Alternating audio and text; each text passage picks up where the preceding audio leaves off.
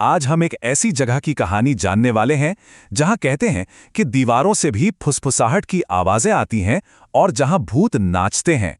जी हां, ये दुनिया के सबसे पसंदीदा थीम पार्क अट्रैक्शंस में से एक है। लेकिन इसकी असली कहानी इसके दरवाजे खुलने से बहुत बहुत पहले शुरू हुई थी।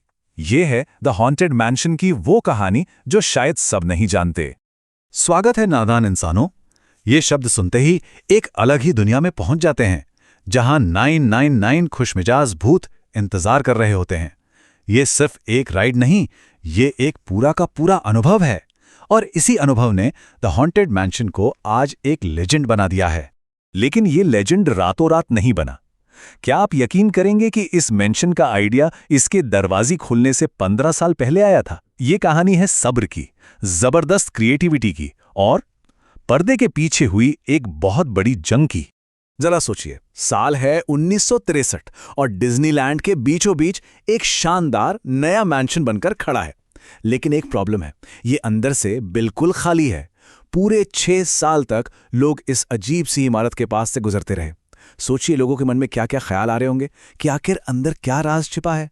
इस लंबे इंतजार ने अनजाने में ही मैंशन को किसी भी राइड से कहीं ज्यादा रहस्यमयी बना दिया।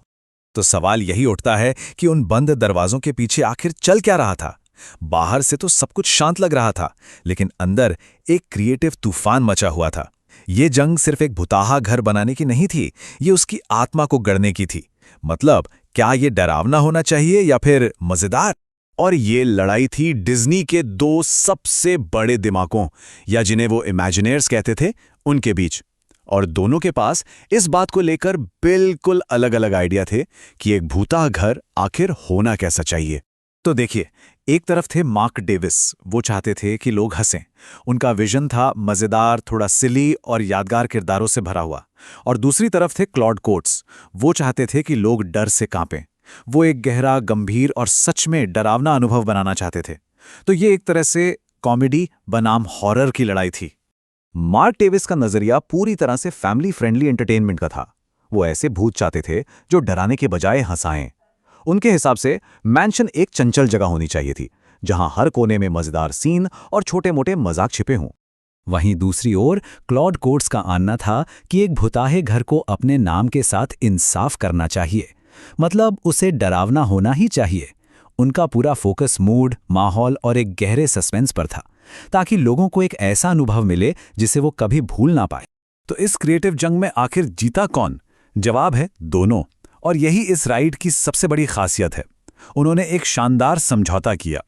राइड की शुरुआत होती है क्लॉड कोट्स की डरावनी, तनाव भरी दुनिया से, लेकिन जैसे जैसे हम गहराई में जाते हैं, माहौल बदल जाता है और हम पहुंच जाते हैं मार्क डेविस के मजेदार और सनकी भूतों की पार्टी में।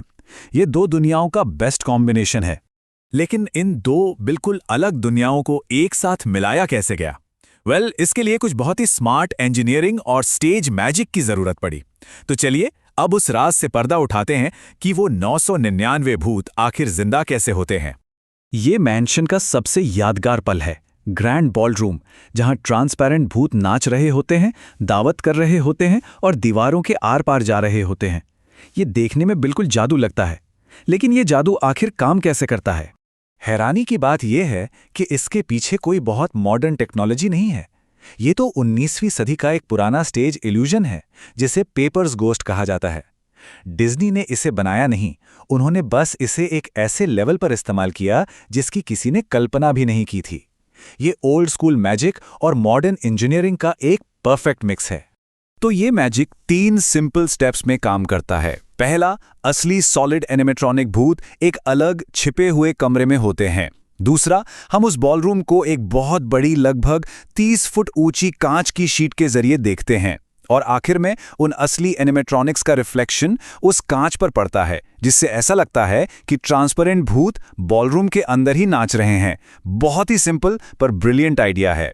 और इसमें कोई शक नहीं कि द हॉन्टेड मैंशन खुलते ही सुपर हिट हो गया। लेकिन इसकी कामयाबी सिर्फ इसके चतुर ट्रिक से कहीं बढ़कर है। आइए देखें कि दशकों बाद भी ये इतना पॉपुलर क्यों बना हुआ है। अंदर 999 खुशमिजाज भूत हैं, लेकिन वो मशहूर आवाज याद दिलाती है, हमेशा एक और के लिए जगह होती है। ये सिर्फ एक चलाक लाइन से कहीं ज्यादा है। ये एक वादा है कि मैंशन की कहानी कभी खत्म नहीं होती और हमेशा एक नया राज इंतजार कर रहा होता है। और इस भूतेहे घर का चार्म पूरी दुनिया में फैला है।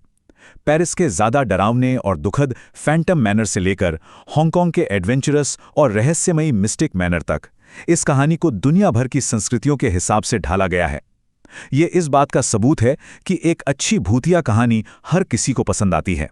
तो आखिर में मैंशन का असली जादू है क्या? वो है इसका परफेक्ट बैलेंस, डरावने और मजेदार के बीच की वो पतली सी लाइन। ये दो अलग अलग विजन का ऐसा शानदार संगम है जो एक ऐसा अनुभव बनाता है जो थोड़ा डराता है और बहुत हंसाता है। जो हमें एक आखिरी सवाल पर लाता है, क्या द हॉन्टेड मैंशन का सबसे बड़ा इल्यूजन इसके भूत नहीं, बल्कि ये है कि इसने हमारी यादों में, हमारी कल्पना में इतनी गहरी जगह बना ली है। ये सिर्फ एक थीम पार्क राइड नहीं है, ये एक कल्चरल लैंडमार्क है, एक ऐसी साझा याद है जो नादान इंसानों की हर नई पीढ़ी के साथ जिंदा